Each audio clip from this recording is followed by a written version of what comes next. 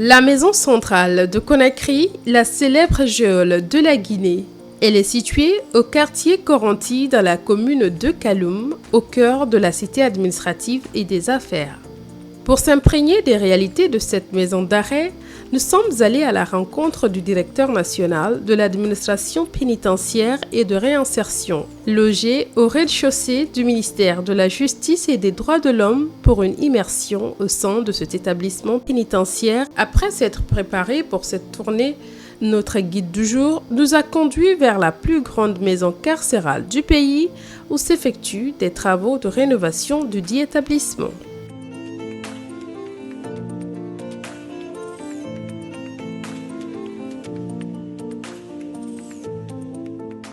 Il est exactement 13h31 à la maison centrale. Sous un soleil de plomb, nous nous rendons sur le chantier qui accueillera très bientôt les détenus. Autrefois considérée comme un mouroir, la maison centrale de Conakry change d'image. À l'intérieur de cet établissement pénitentiaire, deux nouvelles infrastructures modernes sont sorties de terre pour le bien-être des détenus. Bâtis sur 1,5 hectare, les nouveaux bâtiments répondent aux commodités d'une prison respectueuse des droits carcéraux. Ces bâtisses contribueront à coup sûr à la réduction drastique de la surpopulation carcérale dans les cellules, estimées aujourd'hui à près de 2000 détenus en lieu et place de 600 construites à l'époque coloniale.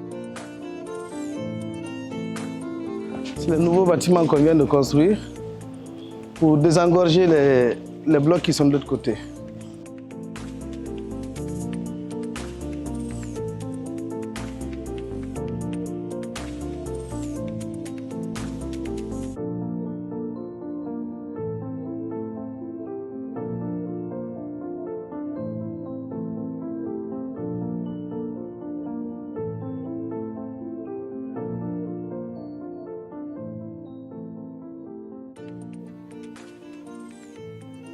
Alors ici, c'est le bâtiment qui vient d'être fait pour à peu près 250 personnes. C'est dans le cadre du projet qui est en train d'être mis en œuvre pour la rénovation et l'extension de la maison centrale de Conakry que ces deux grands blocs sont en cours de construction. Ce bâtiment-ci a été techniquement réceptionné et nous attendons d'installer les lits avant d'envoyer les personnes privées de liberté. Donc on fera aussi un autre tour dans le second bâtiment qui a une capacité de 700 places.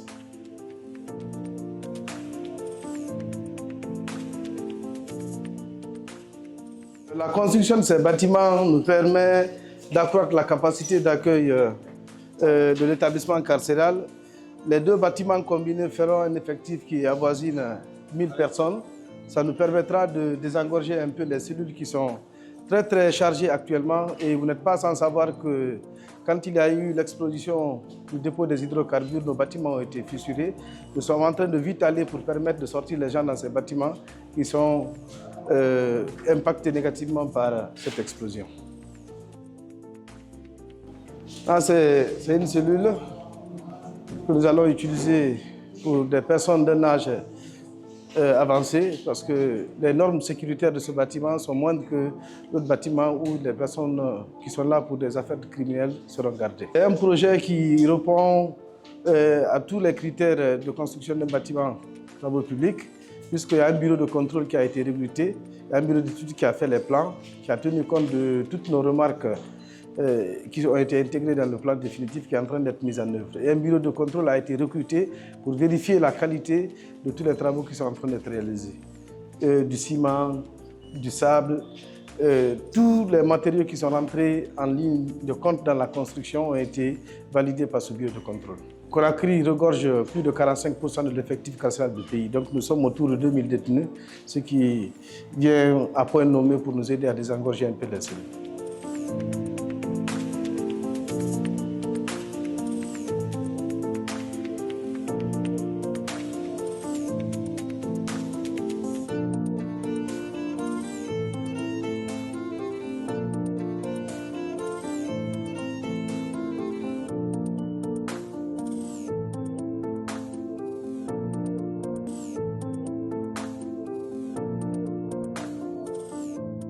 Ce grand bâtiment, il est prévu pour 500 personnes au minimum. L'autre est prévu pour 250, ce qui fait un total de 750. Il y a un bâtiment qui doit être construit pour les femmes, qui va avoir une capacité de 100 places.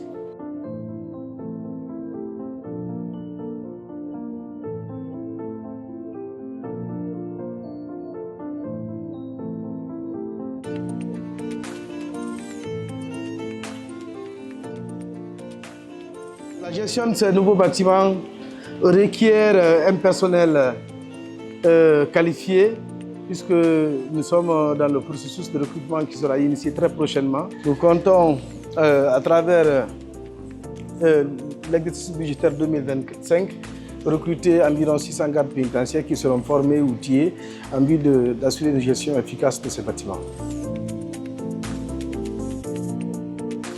Toutes les cellules disposent de commodités. Chaque cellule a une toilette interne.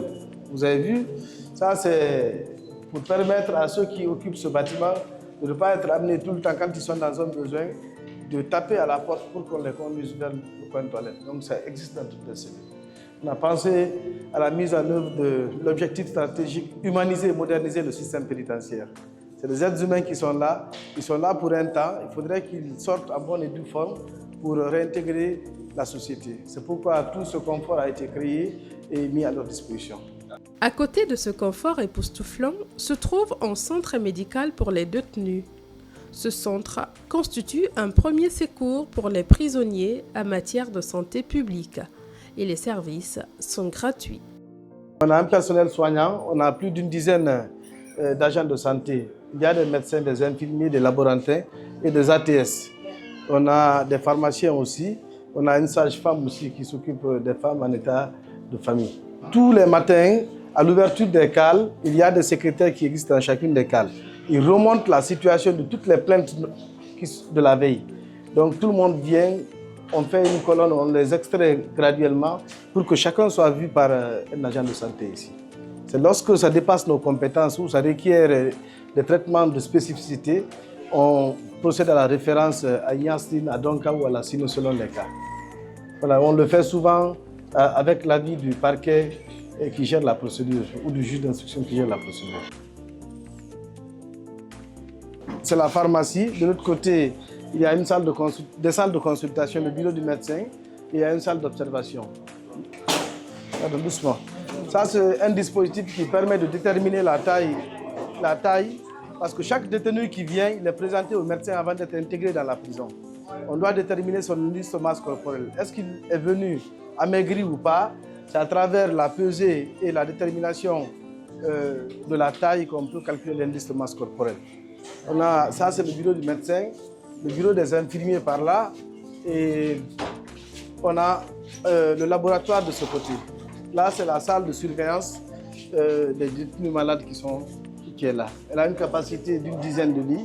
Voilà, en attendant. Donc, en gros, c'est tout ce qu'on a au niveau du secteur de la santé. Voilà, il y a une autre infirmerie qui est ancienne, qui est dédiée uniquement pour les femmes.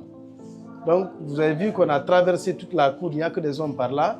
Les femmes ne sont pas consultées ici, elles sont consultées dans une infirmerie parce que la loi nous le recommande. On ne peut pas mélanger les hommes et les femmes en milieu carcéral. Nous avons leur infirmerie là-haut et un personnel à son niveau aussi.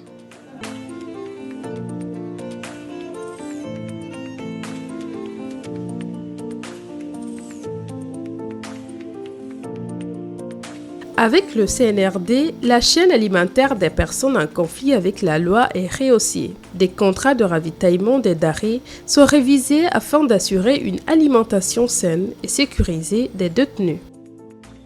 Le ministère de la Justice et des Droits de l'Homme a signé récemment un contrat cadre avec des prestataires privés pour assurer l'alimentation des personnes privées de liberté.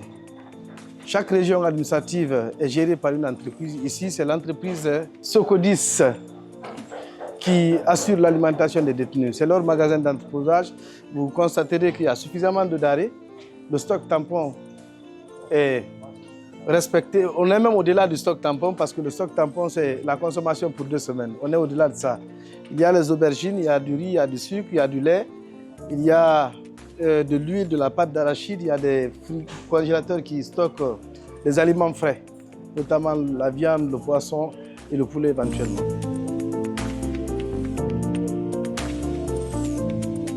Conformément au contrat que cette entreprise a signé avec le ministère de la Justice, la direction de l'administration pénitentiaire est chargée de veiller au bon fonctionnement de la chaîne alimentaire.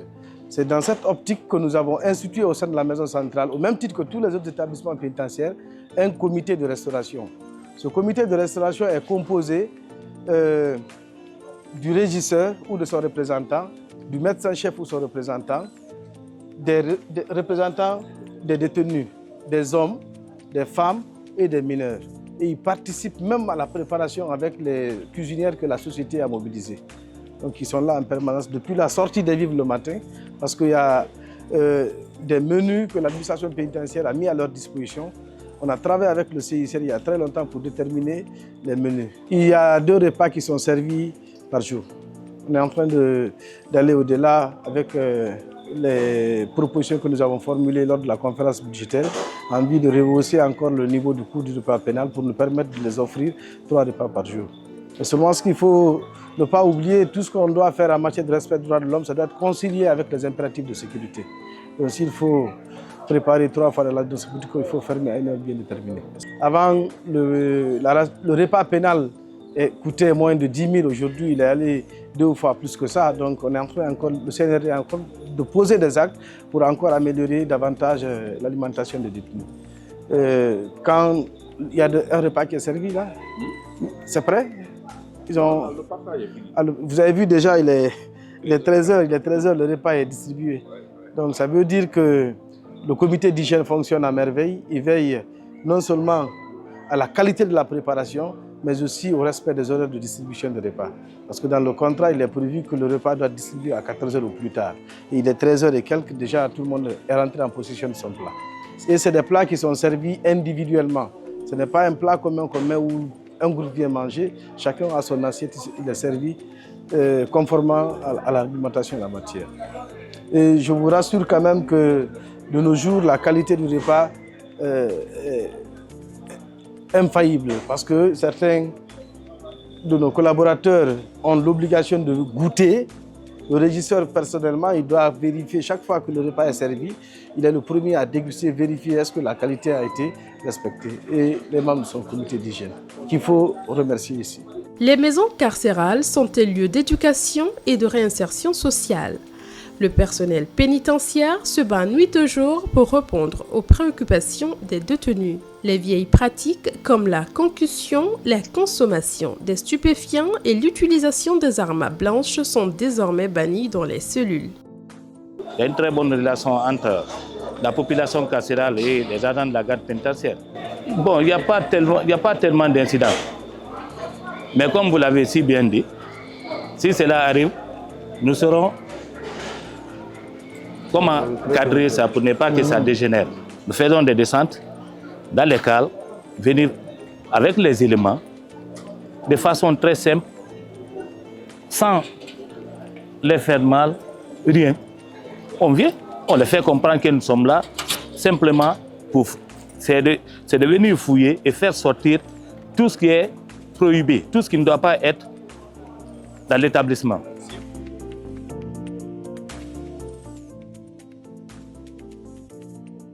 Le slogan « Aucun Guinéen ne sera laissé pour compte » est appliqué même dans les maisons d'arrêt. La prison, étant un centre d'éducation et d'insertion, contribue à la transformation positive des détenus, comme le témoigne ce prisonnier. Moi, je suis là il y a un peu longtemps, bien avant le CNRD. Les conditions n'étaient pas comme ça. Depuis l'avènement du CNRD, il y a quand même un changement. Un changement qui ne dit pas son nom parce qu'aujourd'hui, quand on prend sur le plan de l'alimentation, il y a beaucoup d'améliorations.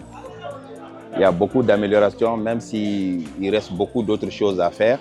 Mais quand même, maintenant, la plupart des détenus arrivent vraiment à s'alimenter par rapport à ce qu'on prépare ici en prison.